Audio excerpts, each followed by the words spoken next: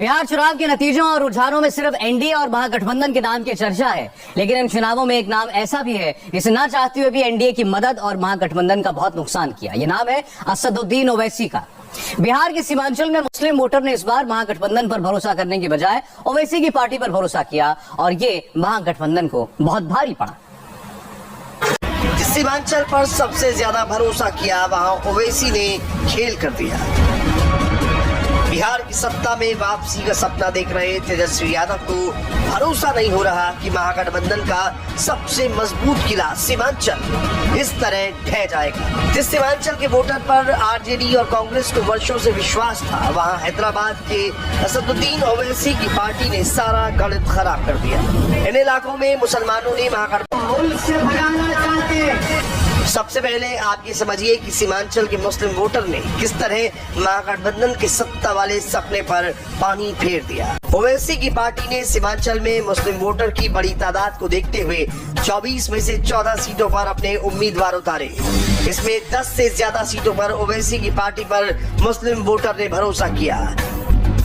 अब सीमांचल की इन सीटों पर ओवैसी ने किस तरह महागठबंधन को सत्ता से दूर किया, ये भी समझ लीजिए। सीमांचल की अमौर सीट पर महागठबंधन की तरफ से कांग्रेस चुनाव मैदान में थी, जहां कांग्रेस को करीब 11% वोट मिला, जबकि बीजेपी को 23% वोट मिला, जबकि एआईएमआईएम ने 56% से ज्यादा वोट लेकर महागठबंधन को बहुत नुकसान पहुंचाया। इसी तरह किशनगंज में कांग्रेस को 35% से ज्यादा वोट मिले, जबकि बीजेपी को करीब 34% वोट मिले, जबकि यहाँ भी ओवैसी की पार्टी ने महागठबंधन के गणित को बुरी तरह नुकसान पहुंचाया। एआईएमआईएम को 20% से ज्यादा वोट मिले। इस नुकसान की भरपाई करना महागठबंधन के लिए बहुत मुश्किल साबित हुआ।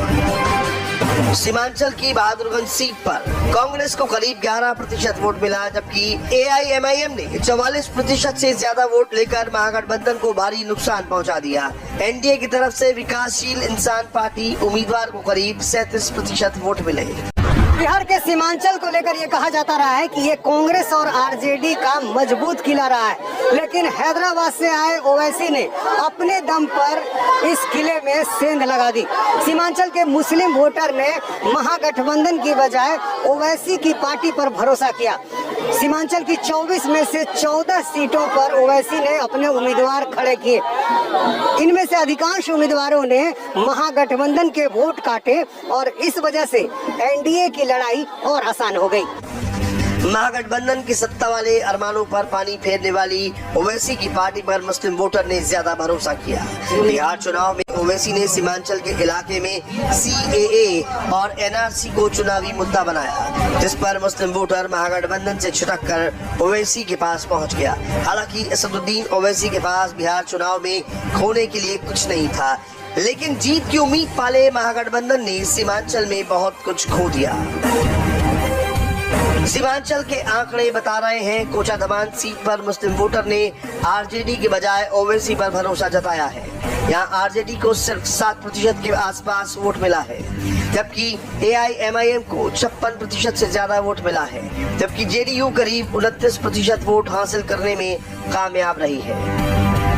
इसी तरह बैसी विधानसभा सीट पर भी हैदराबाद के भाईजान वोटर को अपनी तरफ करने में कामयाब रहे। यहाँ ओवैसी की पार्टी ने 30% से ज्यादा वोट लेकर आरजेडी को बड़ा नुकसान पहुंचाया। आरजेडी को यहाँ सिर्फ 19.76% वोट मिला, जबकि बीजेपी ने 37% से ज्यादा वोट हासिल किए। सीमांचल में जो हुआ वो किसी ने नहीं सोचा था। सीमांचल में कमल खिल गया। लालू की पार्टी आरजेडी जिस सीमांचल को अपना गढ़ समझती थी, वहाँ सबसे बड़ा उलटफेर हो गया। जहाँ बिहार में सबसे ज्यादा मुसलमान हैं, वहाँ असदुद्दीन ओवैसी ने महागठबंधन को चुनाव हरा दिया है। हालांकि ठाकुरगंज में आरजेडी को 39% वोट मिले, लेकिन ओवैसी का उम्मीदवार नहीं होता तो यह आंकड़ा 50% के आसपास पहुंच सकता था। ओवैसी की पार्टी ने ठाकुरगंज में करीब 16% वोट लेकर महागठबंधन की ताकत को तोड़ दिया। भले ही यहाँ जेडीयू को करीब 7% वोट मिला हो, लेकिन आरजेडी की सफलता को पीछे खींचने का काम ओवैसी ने किया है।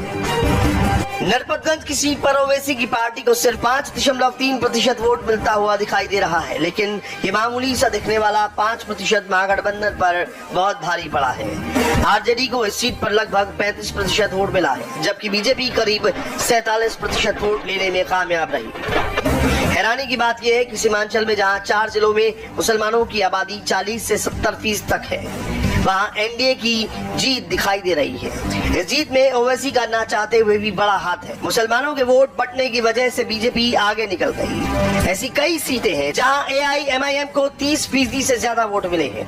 2015 में कांग्रेस ने सीमांचल में अकेले 9 सीट जीती थी, तब जेडीयू को 6 और आरजेडी को 3 सीट मिली थी। लेकिन कांग्रेस और आरजेडी सीमांचल में 2015 वाला प्रदर्शन नहीं दिखा पाए, और इसकी बड़ी वजह ओवैसी ही है, जिन्होंने महागठबंधन के सत्ता वाले सपने को बहुत मुश्किल बना दिया है।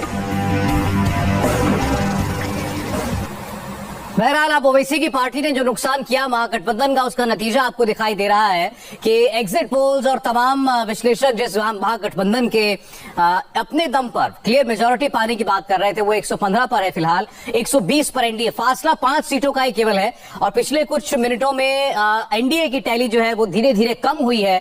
एक वक्त अभी ये 120 के भी नीचे चली गई थी, वापस 120 पर आई है। 122 आपको बता दें वो मैजिक फिगर है, वो हाफ वे मार्क जहां पर सरकार बनती है, उससे 2 सीट दूर है एनडीए और 5 सीट दूर है महागठबंधन। इसलिए ये अन्य जो है ये बहुत अहम हो जाते हैं। इसमें 5 सीटें असदुद्दीन ओवैसी की पार्टी एआईएमआईएम की हैं, जो अगर जरूरत पड़ी तो हो सकता है महागठबंधन का साथ दें, बहुत मुमकिन है ये। और इसके अलावा जो बाकी 3 निर्दलीय हैं वो एनडीए के करीबी बताए जा रहे हैं, वो बीजेपी के करीबी बताए जा रहे हैं। तो इस लिहाज से दोनों ही पार्टियों का जो गणित है वो अभी भी बैठ सकता है ठीक। अब अगर अब भी 1-2 सीटें इधर उधर हो जाती हैं तो आप समझिए कि ये अभी पारी किसी भी ओर गिर सकती है, किसी भी ओर जा सकती है। अब आपको हम फिलहाल बीजेपी दफ्तर लेकर चलते हैं दिल्ली।